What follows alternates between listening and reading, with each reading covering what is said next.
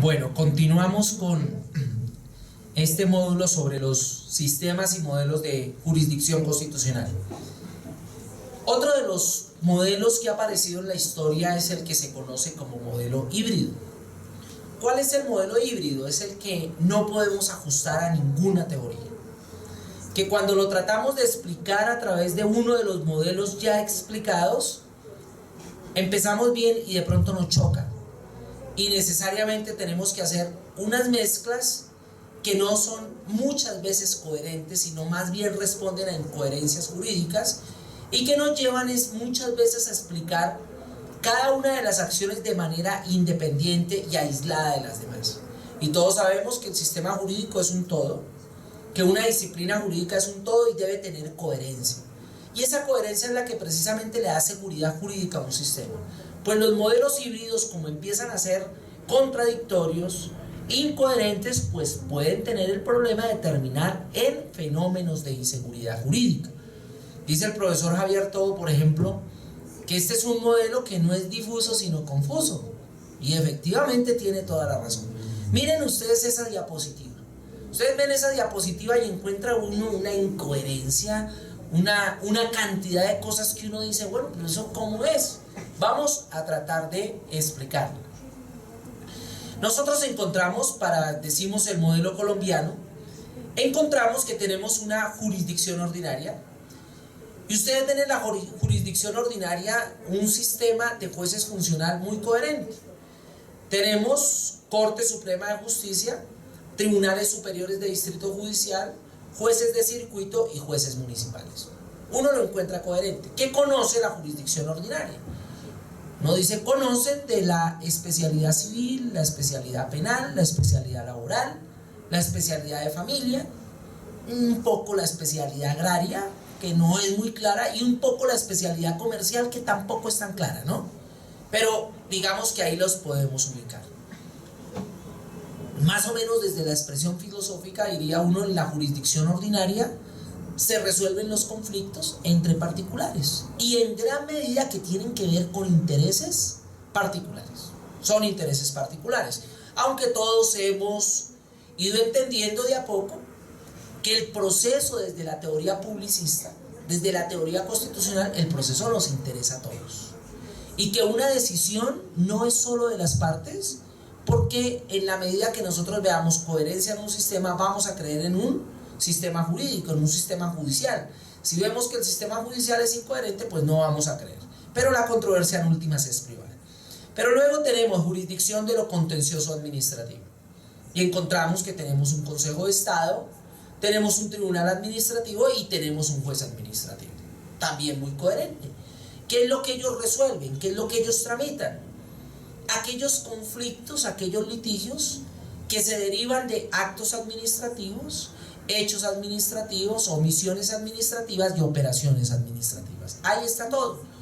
Por eso no siempre la jurisdicción de lo contencioso administrativo resuelve conflictos entre particulares y el Estado. ¿Qué es lo primero que nos dicen? No, lo resuelve siempre y cuando deriven de hechos, actos, omisiones u operaciones. Porque esa medida, por eso entendemos que hay conflictos entre el Estado y los particulares que se resuelven en la jurisdicción ordinaria. Ejemplo, materia laboral.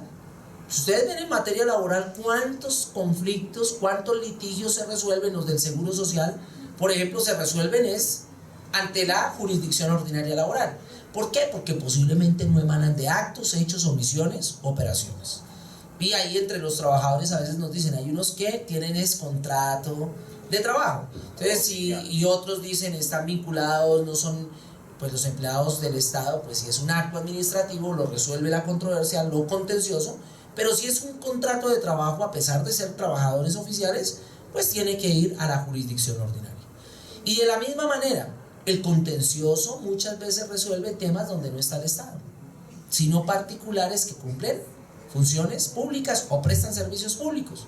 Entonces, ejemplo, Codensa no es del Estado, pero es un servicio público y puede emanar una especie de actos administrativos y siendo particulares lo resuelve el contencioso. Entonces esa diferenciación un poco como dirían los que saben de esto, una especie de obiter dicta, que vale la pena explicarlo, pero que no tiene que ver con el fondo del asunto. Ahora, jurisdicción constitucional. Y miren que ahí es donde está todo el problema. Entonces uno podría decir, miren, en jurisdicción constitucional encuentra una competencia objetiva y encuentra una competencia subjetiva. La objetiva, como dijimos hace 8 días, la que tiene que ver con la perfección del derecho. Es decir, donde el tema que nos importa no son tanto los derechos de las personas como sí una perfección del derecho desde el punto de vista constitucional. Dicho de otra manera, no puede un sistema permitir que la ley modifique la Constitución. No puede un sistema permitir que una ordenanza modifique la Constitución. No puede un sistema permitir que a través de un acuerdo se cambie la Constitución. Pues si eso sucede, pues hay que hacer algo. Y en la competencia objetiva tenemos lo siguiente. El 237, numeral segundo de la Constitución Política, nos dice que el Consejo de Estado conocerá los procesos de nulidad por inconstitucionalidad frente a los decretos que no se hayan atribuido expresamente como competencia a la Corte Constitucional en el artículo 241 de la misma Constitución. ¿Qué decretos serían? Pues aquellos decretos ordinarios, aquellos decretos no con fuerza de ley, sino reglamentarios de la ley. Porque el decreto con fuerza de ley, el 241, sí se lo asignó a la Corte Constitucional. Por eso, ¿qué es lo que se dice? Ese 237, numeral segundo, lo que establece es una competencia residual al Consejo de Estado. ¿Qué conoce el Consejo de Estado? Lo que no le toca a la Corte. Entonces, por ejemplo, ese decreto que hunde una reforma constitucional, usted busque en el ordenamiento jurídico, es una invención de Santos. Parece verdad por haber traído del cielo, ¿no? Un santo fue el que lo trajo. Eso no aparece por ninguna parte. Entonces, si lo vamos a demandar, ¿quién lo conoce? Pues el Consejo de Estado, porque no se le atribuyó a la Corte. Eso lo tiene. Entonces uno diría, bueno, ahí más o menos hay una cierta coherencia. Una cierta coherencia porque, bueno, el Consejo de Estado lo puede conocer. Pero cuando uno mira al ladito, esta CC, que es las iniciales de Corte Constitucional, dice, uy, pero ¿cómo así? Si usted en un modelo me pone Corte Constitucional, suena a que usted crea un modelo concentrado. Y uno puede decir que el modelo colombiano actual, por tener Corte Constitucional, es concentrado. No, porque concentrado no puede ser en dos. Entonces, si usted lo mira por teoría, usted coge la teoría jurídica y encuentra el modelo concentrado es el que tiene únicamente Corte Constitucional, y uno entonces se va por ahí. Y cuando pum, se encuentra el Consejo de Estado, dice no. Ahora, entonces, si no es concentrado, uno puede decir es difuso, pues se supondría, ¿no? Pues no es difuso, sino confuso, dijimos. Porque no es ni concentrado ni es difuso. Entonces, ¿esa vaina qué es? ¿Ven? Empieza uno a encontrar incoherencias. ¿Y esas incoherencias qué hacen? Que en virtud de un conflicto entre el Consejo de Estado, como suprema autoridad que ejerce control de constitucionalidad, y la Corte Constitucional, que también ejerce control de constitucionalidad, ¿quién resuelve el conflicto entre ellos dos? ¿Puede haber conflicto entre ellos dos? Por supuesto. Es lo que hemos conocido como choque de trenes o guerra de cortes. ¿Quién lo resuelve? No hay quién. No hay quién. Otros ordenamientos han superado esto diciendo la Corte Constitucional es superior. Punto. Ejemplo, Constitución Ecuatoriana 2008. Punto, esa es superior. Entonces no hay conflicto con un superior. Pero si ambos están igual, no hay quien lo resuelva. Ejemplo, Decreto 1382 de 2000. Reglamentario del 2591 de la acción que reguló la acción de tutela del año 91. Una duda, ¿ese decreto qué hace? ¿Establece competencias o son reglas de reparto? Ahí hay dudas. Entonces demandaron el decreto. ¿Ante quién había que demandarlo? Consejo de Estado, porque no es de los que se le asigna la competencia a la Corte Constitucional. Lo conoce el Consejo de Estado. ¿Qué dice el Consejo de Estado? Es constitucional y no accede a declarar la nulidad. Y empiezan a tramitarse en procesos y empieza la Corte Constitucional a decir no, ese decreto sí es inconstitucional. Y aplica el 86 directamente. Y empieza a aplicar excepción de inconstitucionalidad. Y uno dice, pero ¿cómo puede ser eso? Que el uno diga una cosa y el otro diga otra. ¿El problema es para quién? Para el ciudadano.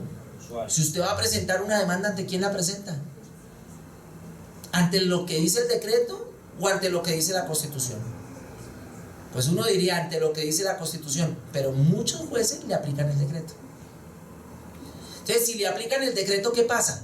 Que llega a la Corte y la Corte le decreta una excepción de inconstitucionalidad. Y resulta que ahí es donde viene el problema, que a pesar de que ellos no dicen que es procesal constitucional, es un problema procesal, pero es un problema procesal que se presenta por no tener claros los sistemas. Si tuviéramos un poquitico más cuidado en lo procesal, esas incoherencias no se presentan. Vamos a citar un caso. En vigencia antes de la reforma, que aumentó el periodo de los alcaldes de 3 a 4 años. Recuerden ustedes que el artículo 314 de la Constitución, por ejemplo, decía: los alcaldes serán elegidos para un periodo de 4 años, de 3 años, perdón, decía la Constitución. Entonces, ¿qué pasaba con las elecciones atípicas? Ejemplo, un municipio nuevo. Ejemplo, un municipio donde el alcalde renuncia, un municipio donde el alcalde muere, un municipio donde el alcalde sanciona. Cualquiera de esas hipótesis. Va a elección. Él iba a una elección ¿de qué? ¿De 3 años o para completar periodo? Empezaba a interpretar. La Corte Constitucional dijo, si dice que lo eligen para un periodo de 3 años, pues va a completar 3 años. Es una elección atípica y se da. ¿Qué pensaba el Consejo Nacional Electoral? Que también la elección era típica. Pero sale la ley 134 y 136, si no estoy mal, del 94, y empezaron a meter la palabra institucional en esas elecciones. Pues miren la curiosidad de un juez administrativo interpretando temas constitucionales. ¿Qué empezó a decir el Consejo de Estado? Que la elección no era personal, sino era institucional. Y ojo con lo que voy a decir, poniéndole más cuidado a la ley, dejándose llevar más por la ley que por la propia Constitución. Increíble, pero pasó. Entonces, ¿qué pasaba con cada elección atípica que se da en Colombia? El alcalde que era elegido, siempre el rival de turno, su enemigo político, ¿qué hacía? Pues demandaba la elección. Demandaba la credencial y decía, miren, él no iba por 3 años, sino únicamente a completar periodo. ¿Ante quién demandaba? Ante la jurisdicción contenciosa. Ante el contencioso. ¿Y el contencioso qué decía? Nulidad. Apelaban ante el Consejo de Estado. ¿Qué decía el Consejo de Estado? Confirmaba la nulidad. ¿Qué hacía el alcalde que le declararon la nulidad de su elección? Iba en acción de tutela. ¿Y qué pasaba en la tutela? Le prosperaba. Sistemas incoherentes, el uno pensando una cosa y el otro pensando otra. Periodo personal, periodo... Exactamente, el problema jurídico era si el periodo era personal o era institucional. Entonces el Consejo de Estado creía que era institucional, la Corte y el Consejo Nacional Electoral creían que era personal. Entonces siempre llegaba a la tutela. Bueno, llega la tutela. Usted es abogado de ese alcalde y va a interponer la acción de tutela. ¿Ante quién la interpone? El órgano de cierre fue el Consejo de Estado, le toca allí. Pues tocaría al Consejo de Estado, con la teoría del propio Consejo de Estado, ¿cierto? Pero si de pronto alguien diría, no, pero es más fuerte la Constitución, entonces yo voy a acudir a cualquier juez en aplicación directa del 86, como tal vez diría uno, bueno, en sana lógica, nos están enseñando aquí que si hay conflicto entre la Constitución y la ley que hay que aplicar. La Constitución, ¿cierto? Eso dice el Cucho Velázquez. Entonces uno dice, pues si eso dice ese Cucho, pues hay que aplicarlo. Y resulta que usted presentaba la acción de tutela ante ese juez, ¿y qué hacía generalmente ese juez? La remitía al Consejo de Estado. ¿Por qué? Porque a los jueces les gusta más la ley que la Constitución. ¿Por qué? Porque la ley es más concreta. Entonces lo remitía al Consejo de Estado. Consejo de Estado iba a conocer de esa tutela. ¿Qué decía de la tutela? Improcedente. Improcedente, va contra la teoría que ellos fundaron. Entonces ahí no se cumple con el requisito de juez imparcial, juez independiente. Es decir, el mismo que creó la teoría terminaba resolviéndolo. Pues obvio, iba a negarse la tutela. Llegaba a la Corte Constitucional. ¿Y qué creen que decía la Corte Constitucional? Dejaba sin efecto la sentencia y aplicaba la Constitución. ¿Pero saben cómo la aplicaba? aplicaba la excepción de inconstitucionalidad del decreto y devolvía el proceso ante el juez que había escogido. Es decir, ¿sí me hago entender? A ver, todo el proceso era, yo escogí, ejemplo, Consejo Seccional de la Judicatura, porque me gustaba el Consejo Seccional, cómo fallaba esa tutela. Entonces el Consejo Seccional de la Judicatura, que decía, me declaro incompetente porque el decreto 1382 dice que es el Consejo de Estado. Lo manda al Consejo de Estado, el Consejo empieza a tramitarlo. Entonces llega a la Corte Constitucional. ¿Qué supone uno? Pues el problema procesal ya está resuelto. Resuélvame de fondo. Y la propia Corte Constitucional, y hay fallos de esos, en vez de resolver de fondo, ¿qué hacía? Aplicaba la excepción de inconstitucionalidad y decía, el ciudadano escogió el Consejo Superior Seccional de la Judicatura, devuelve hacia allá, y empezaba a empezar nuevamente. Y la tutela nos dice en 10 días, pero 10 días la primera instancia, 20 días la segunda instancia, y ahí ya 10 más 20 no son 30 como uno iría sumando, 10 más 20 son como 60 judicialmente, porque claro, aplican eso, pero los términos de secretaría y todo eso, y mientras se va, y llega a la Corte Constitucional. ¿Cuánto demora una tutela en la Corte Constitucional? Un año. Puede demorar un año y hasta más. Ahorita la de parejas del mismo sexo que acabo de salir llevaba 4 años en la Corte Constitucional. Entonces y después de todo ese tiempo que la Corte, en vez de resolverle de fondo a uno, le diga que hay excepción de inconstitucionalidad, eso es un chiste constitucional. Pero eso, ¿qué es lo que quiero mostrar? Que todo lo originó la incertidumbre de tener 2 autoridades decidiendo sobre lo mismo. Si una sola autoridad fuera la que decidía, pues teníamos unidad de materia. No nos importa cuál sea. Finalmente a mí no me importa si es el Consejo de Estado o es el Consejo Superior de la Judicatura, pero que yo tenga certeza de eso. Pero si yo me voy por uno y después me salen que es el otro, pues termina lo sustancial sucumbiendo ante un excesivo ritualismo. Y ojo, un excesivo ritualismo que se da por falta de procesal. Irónico lo que estamos diciendo, pero es así. Si se tuviera un poco más de procesal, no habría esos problemas. Entonces, ese es el activismo que a veces a muchos no les gusta. Y en efecto hay que hacer algo para tratar de corregirlo. Pero ahí no termina la controversia. Entonces después nos dicen, bueno, ¿y si es una ordenanza departamental, quién conoce? Tribunal administrativo.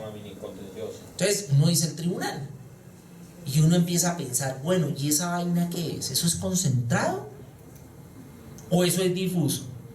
Entonces uno dice, pero yo me acuerdo que algunos autores decían que eso es difuso. Yo me acuerdo de magistrados de la Corte Constitucional que decían, no, es que el modelo es difuso. El doctor Víctor Morales me decía, pero es que el magistrado tal dice que eso sí, ¿cómo se les ocurre hablar de jueces si es que el modelo colombiano es difuso? Entonces uno dice, bueno, si es difuso, entonces yo puedo presentar la demanda contra una ordenanza departamental. Si a mí me gusta el juez civil, yo voy y la presento allá. ¿Será que puedo? No, solo el administrativo. Entonces es falso que el modelo es difuso. Sí es concentrado, pero, oh sorpresa, concentrado en un juez que no es el especialista. Entonces, si yo lo pude concentrar en el administrativo, la pregunta es, ¿y por qué no lo concentré en el constitucional? La respuesta es, porque si yo lo llevo a la Corte Constitucional, la congestionamos mucho, y tienen razón. Ejemplo, la Constitución ecuatoriana, todo lo normativo, control normativo, lo lleva aquí, a la Corte Constitucional. Pero es Ecuador, que es pequeño. Colombia no lo admite. Además de Colombia de ser un país gigante, todo el mundo demanda aquí se habla de deportes nacionales, del fútbol, del ciclismo, pero hay un deporte nacional, la presentación de demandas de inconstitucionalidad. Eso es deporte nacional. Hay profesores, y de pronto me escuchará uno de los amigos que me dice que hace eso, que pone a los alumnos a presentar demandas de inconstitucionalidad de tarea. ¿Qué tal yo diciéndole a ustedes, su tarea para pasar el módulo es presentar una demanda de inconstitucionalidad? No puede ser. Entonces, si todo fuera a la Corte, ¿se convertiría esto en un hazmerreír? No puede llegar. Entonces uno dice, bueno, sí se requiere como una especie de desconcentración, ¿no? O sea, no todo concentrado allá arriba en las altas cortes, sino llevémoslo al tribunal. Y el CEPAC, el Código Procesal Administrativo y de lo Contencioso Administrativo, finalmente también lo llevó al juez, ¿no? Entonces, si vamos a demandar un acuerdo por inconstitucional, ¿ante quién lo demandamos? Juez Contencioso Administrativo. Y el mismo problema, luego no era difuso. Entonces sí lo concentramos. ¿Qué es lo que nosotros creemos? Que sí debería haber una concentración, pero todo en jueces constitucionales. Entonces, muchos nos atacan la teoría de la concentración. Dicen, usted no puede crear una... ¿Cómo se le ocurre decir? Me dicen, ¿cómo se va a volver en el tiempo para decir que todo se debe concentrar en un juez? Si es que lo que dice la nueva teoría es que todos los jueces son constitucionales. Y yo digo, ¿ah, sí? ¿Y por qué entonces se lo concentraron en el tribunal y en el juez administrativo? Entonces, si verdaderamente queremos un modelo difuso y por eso nos interesa ver los modelos, listo, asumámoslo. Pero que lo difuso sea de verdad difuso. Que si yo quiero demandar, entonces pueda escoger a cualquier juez. Y ahí sí dicen, uy, no, pero ¿cómo le ocurre a usted que un juez civil o un juez penal va a conocer una demanda de inconstitucionalidad contra una ordenanza o un acuerdo? Tienen razón. Pero el administrativo no es que tampoco nos lleve mucho la ventaja en que sea el experto. Posiblemente, y es lo que vamos a plantear al final, vamos a necesitar algo más de jueces constitucionales, porque la sola corte no alcanza, y porque debemos entender también que lo constitucional no está solamente allá en el curubito, sino que hoy lo constitucional llegó a la tierra. Ya no es solamente hablar de lo abstracto, de lo etéreo, de los efectos ergados, no, ya lo constitucional es concreto y lo sentimos. Entonces, si lo sentimos, necesitamos jueces más cercanos al ciudadano. Como dijo el profesor Guido Águila, no sé si les comentó, en Perú ya hay salas constitucionales, en Perú hay jueces constitucionales especializados, y eso ha hecho que un poco avance. Claro, estamos en una disciplina muy nueva, donde esto se va a consolidar cuando ustedes sean los abuelitos de la disciplina, y para eso nos falta todavía mucho tiempo. Bueno, entonces no quedó claro esto, ¿no? Ustedes ya lo saben cómo es, pero el modelo no es claro. Usted no lo puede adaptar a ninguna teoría. Ahora, en competencia subjetiva, cuando hablamos de competencia subjetiva o naturaleza subjetiva del derecho procesal constitucional, estamos hablando de aquellos procesos, porque si ven que aquí hablamos ya es de procesos, casi todo, de procesos, instrumentos o garantías, como se le quieran llamar, encaminados en lo subjetivo ¿a qué? A proteger los derechos. Claro, ya hay más conflicto, más interpartes. En el otro también pues hay un conflicto, de todas maneras quien demanda una norma por inconstitucional, pues evidentemente plantea un conflicto, ¿no? Pero no es más en defensa del ordenamiento jurídico que en defensa de derechos. En cambio en el subjetivo sí tenemos. ¿Y cuáles son los que tenemos? Tenemos acción de tutela, tenemos acción de habeas corpus, voy a decir primero como los que protegen los derechos fundamentales, pero tenemos acción de cumplimiento, que todavía es un híbrido en nuestro ordenamiento, no sabemos para qué sirve. Pues sí, es claro que dicen para cumplir la ley y el acto administrativo, pero entonces uno dice, pero de procesal constitucional, entonces ¿qué tiene? Si no sirve para cumplir la Constitución, pues no es procesal constitucional. La verdad es que en teoría sí, pero en nuestro ordenamiento quedó mal. Acciones populares y acciones de grupo, que lo claro que hay que decir aquí es que sí son del procesal constitucional. Sí son del procesal constitucional. Ahora miremosla una por una. Acción de tutela. ¿Quién conoce de la acción de tutela? Decimos todos estos. Entonces, ¿aquí a quién tenemos? Bueno, esta TF es todos los funcionarios. Bueno, esos no alcanzan a conocer de la tutela. Entonces están por fuera y está bien. Pero Consejo Superior de la Judicatura, Corte Suprema de Justicia, Tribunal Superior de Distrito Judicial, juez de circuito, y aquí ahí abajito que no se ve, juez municipal, ¿conocen de la tutela? Sí, todos. Consejo de Estado, Tribunal Administrativo, juez administrativo, ¿conocen de la tutela? Sí, todos. Corte Suprema de Justicia, Consejo Superior de la Judicatura, Consejo Seccional de la Judicatura, ¿conocen de la tutela? También. Y uno ahí sí dice, uy, como que esos de pronto no deberían, pero bueno, conocen. Y finalmente, Corte Constitucional, ¿conoce? Sí, en eventual revisión. El modelo norteamericano, que es el modelo que se conoce como el modelo del certiorari. Y es que las causas que conoce la Corte Constitucional son únicamente las que ella escoja, no más. Y aquí dicen que conocen muchas. En Estados Unidos es impresionante, no conocen sino 70 causas al año, no más. ¿Por qué? Porque dicen allá se conoce es lo que perfecciona el ordenamiento jurídico, lo que viola el precedente o lo que es para cambio de precedente, punto, no más. Si los jueces de instancia lo hicieron bien, ¿para qué llegar a la Corte Suprema o a la Corte Constitucional en este caso? Y ese es el modelo que hemos establecido. Y eso nos llama la atención. ¿Por qué entonces llega tanto? Porque los demás jueces no han aprendido cómo es el tema de la tutela. Increíble, llevamos más de 20 años. Muchos me van a decir que sí. Si es sí, entonces ¿por qué la Corte Constitucional revisa tanto? Y revoca.